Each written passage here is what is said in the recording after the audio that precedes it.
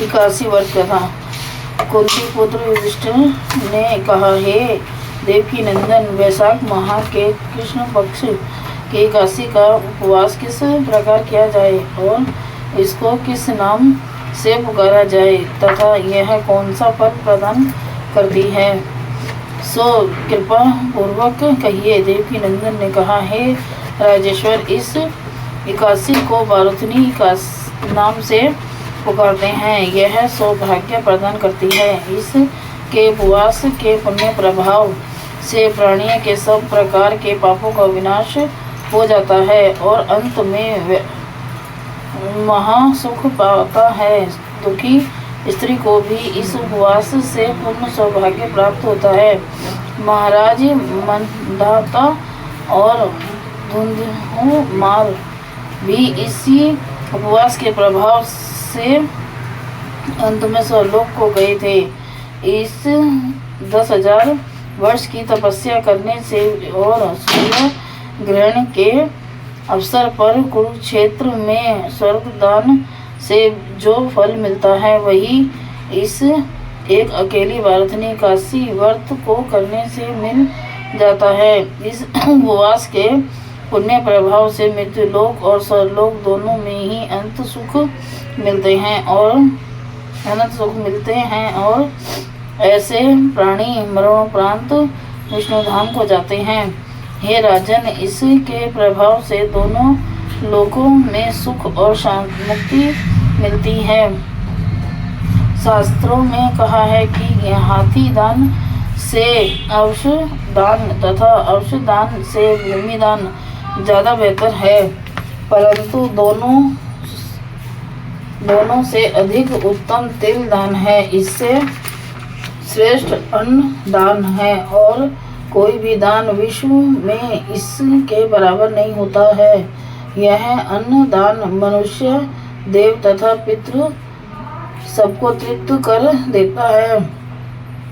शास्त्र अनुसार अन्नदान के बराबर केवल कन्यादान ही होता है, परंतु यह उपवास दोनों के बराबर फल देने वाला होता है।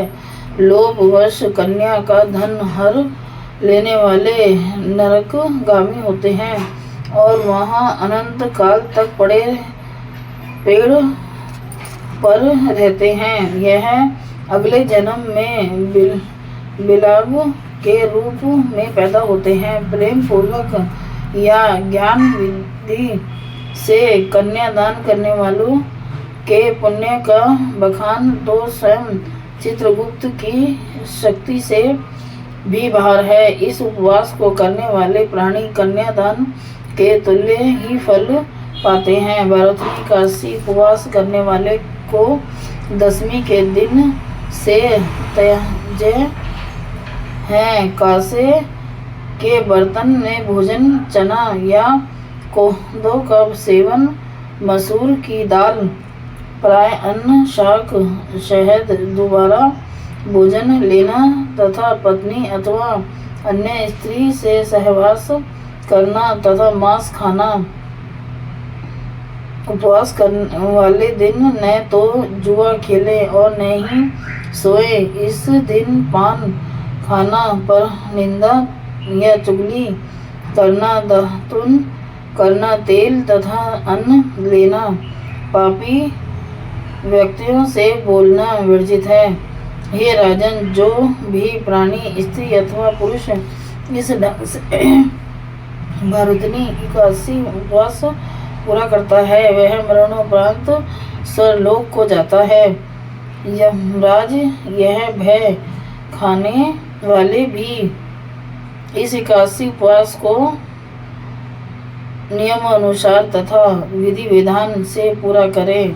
इसके महात्म्य के पाठन से भी 1000 गोदान करने की प्राप्ति पुण्य के बराबर फल मिलता है। गंगा स्नान के पुण्य से भी इसका पुण्य अधिक होता है। बोलो श्री कृष्ण भगवान की जय। जय हो सत्यनारायण भगवान की।